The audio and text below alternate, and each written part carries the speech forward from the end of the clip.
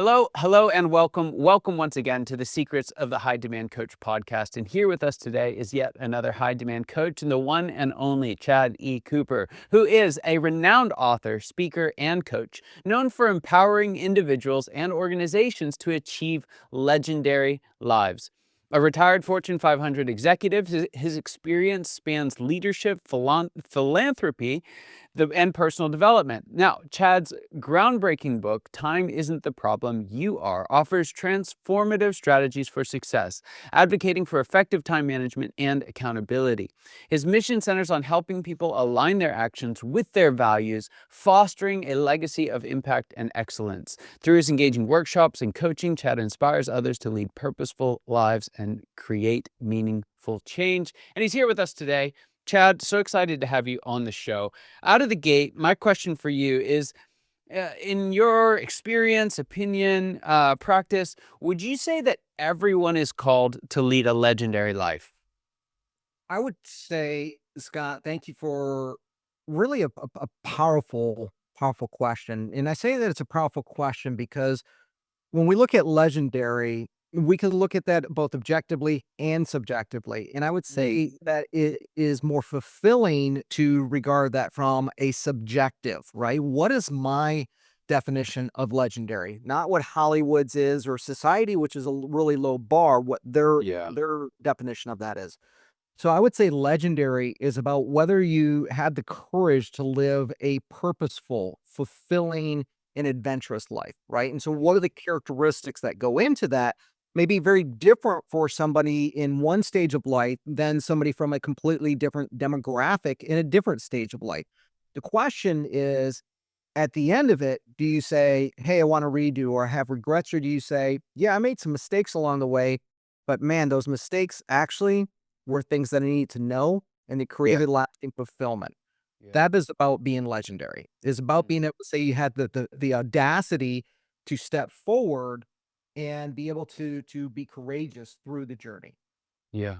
So I love that the differentiation between objective and subjective, and so what I'd like to do, I'd love for you to add a little bit of just color to that, what that looks like. So because we've seen like the Elon Musk lives a legendary life. Maybe he does, maybe he doesn't. I don't know. But a lot of people go there with the objective idea, right? It has to be big, it has to be flashy, it has to be Hollywood. What are some examples, stories you have from folks that you've worked with that are leading a legendary life, but it doesn't look hot and flashy like that? Yeah, so I would say looking at somebody like an Elon Musk or an Oprah Winfrey or Bill Gates, sorry about that, lots of subjective opinions and political slants towards these people. Mm. And really what it comes down to is what's your definition? And are you living to the standard of your definition? So if you're going to compete against your standards, not society. So what does that really look like? I would say legendary is really in the category of genius. And genius is, I would say some of my teachers would say is are you radiantly expressing your gifts, right? Mm. Each of us is like a fingerprint. We are unique and there's a specific purpose to why we are here. Okay. Finding out what that is. Mark Twain said the two most important days of your life, the day you were born and the day you find out why, right? So when you find out why, it isn't about whether you can run, SpaceX and Tesla and Doge and blah, blah, blah, all of this stuff at once. Oprah Winfrey probably runs 7 companies as well. The question is what's the quality and what's the impact? And do you have a radiance and joy in the journey? So the more important question and legendary to me, Scott, and to my Mm. clients is who are you deciding to be regardless of what it is that you're going about doing? Yeah, I love that. I love that. One of the tension, the probably the biggest personal tension that I feel in kind of the pursuit of my why and really living that out is navigating this idea of balance, right? Because I know there have been times in my life when I've made significant progress toward my why, and they weren't very balanced seasons, right? And they cost me something. And then there are other times when I was very balanced and everything was working, and like I was juggling all the balls, but I didn't really feel like I was moving a whole lot. And then vice versa. There were times when I was imbalanced and I moved way off. And then there were times when I was, balanced and I made a ton of progress. And so it feels like it feels slippery. This idea of like, what is the role of balance in pursuing our why, in leading a legendary life? Yeah, so let's just get rid of the misnomer of the word balance and right what that means, because that's a very loaded word. And when we look at balance, we have a couple of metaphors that we can use, or analogies rather. And when I had a Porsche supercar, and if I'm doing 110 in that car, it was shaky, it was really a little bit unstable at that speed, and you either had to choose to back down, or if you pushed it to 130, it just leveled out and it was smooth as can be because the aerodynamics really allowed the whole thing to come together. It's a high performing machine. And so when we look at that, we say, where does balance play into that? Well, we can look at a cargo ship in the same way. Is there's this thing called a plimsoll line on the hull of a ship, and that line is a different color, and you'll see little numbers on the bow of that ship. And as you add more cargo, the ship then goes lower in the water and is displaced. And there's a point at which Sir Plimsoll from England was capsizing ships because they were overloading those ships with too much cargo. So there's a balance where you say you can't add another ounce of cargo to your life, or you're going to end up capsizing. When it gets past that line, things become unstable. And you either have to push beyond it, in this case for a race car, or you have to say, that's the max, this is what I can handle. Yeah. So we have to make decisions. And in those decisions, we fall into a trap. Okay. So bear with me for a second. It's really easy. We fall into the trap of the balancing act. And you've been taught by society, by school systems, et cetera, is if you put more weight here, then it does this, right? And so we have to take it off here. Personal life, relationships, right? Health, career, all of these things back and forth. But what nobody's told us, Scott, that Elon and Oprah and Bill and Warren Buffett and David Goggins have figured out is there's this thing called the pivot, the fulcrum. And so if we have a fulcrum and you add here, then you have to counterbalance it here. But if we actually move the fulcrum, we don't change the ends, we actually move the fulcrum, then we can actually have weight over here and it still balances. So Mm. when we realize that there's a third move and that we don't subscribe to societal's limiting beliefs, we move the fulcrum or we move the weight on either end, we can actually achieve balance. And balance may very well be, look, I'm working 60 hours in my career because that's what the enterprise requires. And I'm giving 10 hours to my relationship because that's the quality that it desires. Let's be honest, your partner probably doesn't want 40 hours of your time every week. They're going to go nuts, right? So we move the fulcrum and it's not a 50-50. There's no relationship out there that's 50-50. If you ask your partner, they're going to say it's like 80-20 and they're putting in the 80, right? If Yeah. you ask you, it's 70-30. So if we use the fulcrum and then we honor the plimsoll line, then what we do is we create outcomes instead of activity. So we Yeah. focus on the outcome that tells us where to move things and where to create that balance. Mm. Yeah, I love that. So how do you know which line it is? How do you know if you're feeling shaky because you need to speed up, or you're feeling shaky because you need to back off? Well, that goes back to our purpose. Great question, right? And what are our gifts? How do we actually find out what our purpose is? So, one of the unique things that I bring to my clients, and my clients are with me on average, I think 14 to 16 years now. So, they stick with me for a long time because they continue to get results, they continue to get Mm. outcomes. So, how do we know where to take things on and off? We have to know what our purpose is. Our purpose is not the title on your desk. It's not the amount of money in your bank. It's not the badge on the hood of your car or on your purse, right? Your purpose is how do you want to feel on a day-to-day basis? So it goes all the way back to the beginning of who do you decide to be in the midst of what you're doing?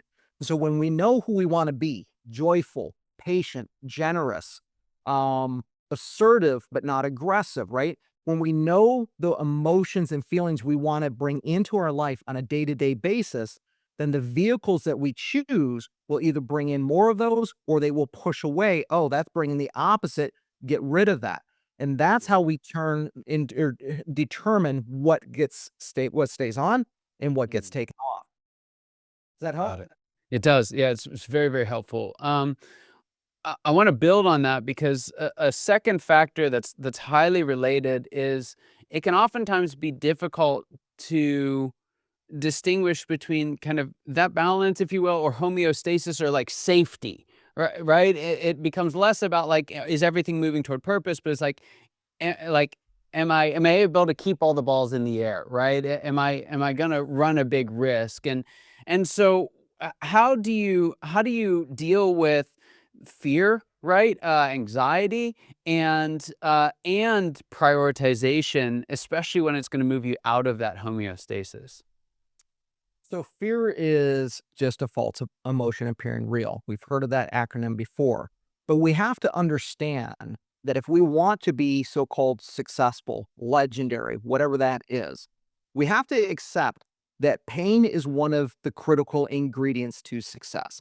If you're not willing to experience getting comfortable being uncomfortable, you're never going to accomplish anything meaningful. Okay. Suffering, however, is completely different. Suffering are the stories about the pain. And so I was in New Zealand with my tribe of Maori tribe as well, and we brought a bunch of women that were struggling in life with various things, and they kept going around saying this is such a magical place, such a wonderful place, such a unique experience and special that it really irritated one of the elders about homeostasis. And he Mm. slams down his talking stick called a toko toko. And he says, no, I keep on hearing everyone saying it's such a magical place, such a wonderful, special place. This is what normal is. You live in such a toxic society, you don't even recognize healthy and normal. So when we look at homeostasis, it's kind of like going to the doctor, Scott. It's like, well, I've been sitting in the waiting room for 45 minutes. Well, that's what all doctors do. It doesn't make it okay. Yeah. Just because it's normalized doesn't make it okay. So we really have a responsibility to ask ourselves, is this self-regulating process because I'm in constant toxic in chaos or because I actually know what healthy is? Yeah. So homeostasis is the ability to be in an environment that allows us to express our joyful radiance. And we do that by knowing our purpose. We do that by being able to check into our environment and making courageous decisions. Yeah. Some of those decisions are going to be painful. That's how we achieve success. Mm. So for a lot of the folks that are listening, they either have or many are actually considering a move to break that homeostasis to pursue their purpose. They think a big part of that is starting their own business. That's a really tough thing to do. There's a lot of folks who fail at it, and something that you want to really get right. If you're called to it, go for it. Right? You'll find no bigger supporter than me. But if you're not, there are probably other ways that are easier of achieving your purpose. So as you're helping folks through defining this purpose and its dramatic implications in their life, how do you help them navigate this world of should that lead to them starting a business or is there another path?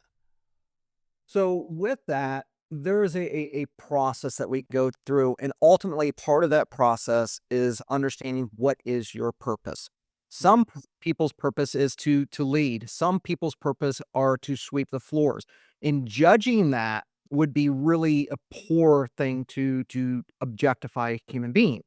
So if Mhm. we look at this from a scenario of you go to a car dealership, and the car dealership, the first thing the salesperson is going to say is, "How can I help you?" Yeah, I need a new vehicle. Okay. Am I putting you in a sports car? Am I putting you in a minivan, a pickup truck? We have to define Yeah. what that looks like, right? So if you want to be in business for yourself, I kind of tell people because I get approached for foundation work. I've had 20 foundation or 3 foundations over 20 years, and people will go, I want to start a foundation. No, you Mm. don't. Go volunteer until you get to a point where you can't do that anymore. You have to create a foundation, Yes. right?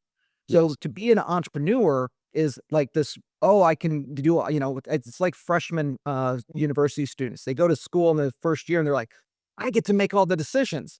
Oh, crap. I have to make all the decisions, right? Yeah. That's being an entrepreneur. So Yeah. let's find out what your purpose is, and then let's align that and integrate that with your gifts. Your Yeah. gifts are the things that you're given from somewhere above. I call that God. Your talents are the things that you learn along the way. When we know your purpose, we know your gifts, and we integrate that with your talents, then we can say, what's the ideal vehicle for you to be a business owner so that Yeah. your genius and you become legendary starts to thrive. Yeah. The a bit you mentioned with the foundation is and true of every kind of enterprise, and it's I'm playing around with this idea, but it's like the forgotten chapter of almost every successful entrepreneur's story. It's stunning to me how many folks don't talk about this stage of like early launch, pre-launch, and what they did to be successful, because when you look at it, it's not attractive what they do, right? Like I saw this in a video, I swear to it. Gary Vaynerchuk was talking about before he launched his social media, Vayner Media and everything. And I cannot find the video like again, but one of the things that stunned me is he went out and volunteered at media companies to learn media. This is a guy who built a $20 million wine business on Twitter, right? Like, and like there's this humility that precedes the entrepreneurial endeavor that I think so many folks are quick to skip over. And your point on foundations, go volunteer, go be there, go get close to the game and find out if it's really what you're called to and if you've really got what it takes to win there. Absolutely. It's kind of like going into a relationship and having the expectation, and just understand, hey, you're going to go into something that's not going to love you back, is going to take from you endlessly. And maybe after, I don't know, 20 years, then you actually have success. No, when divorces are like 4.5 years, into a relationship, be careful what you ask for, right? Mm, And know what you're getting into. And so go work in that to figure it out. That's why we go test drive a vehicle. Oh, I thought I'd be in love with this, but I hate it, right? yeah. So we treat it in that way where we move in and really find that tailor-suited profession and enterprise that's going to allow you to thrive. This isn't about surviving. This is about Yes. you're going into it to thrive. You're Yes. not going in with that attitude, it's gonna eat you alive. Yeah. It's so true, especially the world of entrepreneurism. So, folks have, let's kind of fast forward a little bit. They've made the leap. They're especially in the world of entrepreneurship. There's 1,000 things that they're doing, and one of the most common things that just about every entrepreneur will tell you is, "I don't have time for that." But your book is called "Time Isn't the Problem. You Are." So tell us a little bit about why you wrote the book and what you hope that readers get out of it. So I wrote the book selfishly. When I was, I think, 18 years old or 16 years old, I picked up this audio cassette called Personal Powers before Personal Power 2 even existed by Tony Robbins. And I sat down and actually was one of the few people that finished the entire thing. And it allowed me to say, I'm going to retire by 40. Well, I achieved that at Microsoft at 35. And so I went from, going from being a student to then finishing that career at 35. And I went, oh crap, God willing, I've got 50, 60 years in front of me still. What am I going to do? And this is what's called the Apollo moon landing syndrome. Is most people don't know the Apollo astronauts, the vast majority actually suffered from severe depression. Because once you go to the moon, how do you top that? Olympians suffer from this because in their 20s, they're topped out. So I reverse engineered how did I build this over the first, 20 years of my life because I've got another, several decades. And so I Yeah. did it for me to reverse engineer it. And I said, why not share this with others? Ray Dalio did that with his book Principles, really. Yeah. And so this was really about me being able to say, how do I get rid of the excuses? How did I actually focus on outcomes instead of activities so that I'm not like an octopus on roller skates, a lot of movement and then exhausted without any actual productive outcome? Yeah, I love that. I love that. Uh, so we've covered a lot of ground here. I've got one more question for you though, before I let you go, and that is a question I ask everyone. So, what would you say is the biggest secret that you wish wasn't a secret at all? What's the one thing you wish everybody watching or listening today knew? Can I have two? Yeah, go for it. One, the biggest secret about successful entrepreneurs is they give and they receive. You have to volunteer. You have to give forward. They are very generous. You have to do that, right? Second is that they understand pain is part of the process of success. But the biggest secret that is not a secret at all out there, the research is clear. It's just not being promoted or allowed. Is this thing called social media and binge watching TV? All of these distractions, right? If you want to be successful, we have to remove the distractions. The research is super clear. China has even banned it for children, being able to limit what they can consume and the rating of that content they consume, right? We have a really strong correlation of depression and suicide to how much content people are absorbing, right? Wow. So we're comparing, and comparison is the thief of joy. So if you want to succeed, you want to be, a successful entrepreneur, you have to get rid of the distractions because the end game is not distraction. The end game of distraction is addiction. And their goal is to get you addicted. And the more you're addicted, the more you're away from living your legendary life. So if we can actually take those and deal with them in a surgical manner, I go out and I will promote and send out my stuff. I rarely consume social media. I rarely do the binge watching. I'll take a movie and I'll watch it for 20 minutes and shut it off. Drives people nuts. They're like, how many days does it take you? I'm like, 5, right? When you are laser focused, that's how these people are able to run 7 companies because they are not allowing distractions to come in and hijack their life. Yeah. Yeah. It's the dirtiest So good. open secret that's out there. Yeah.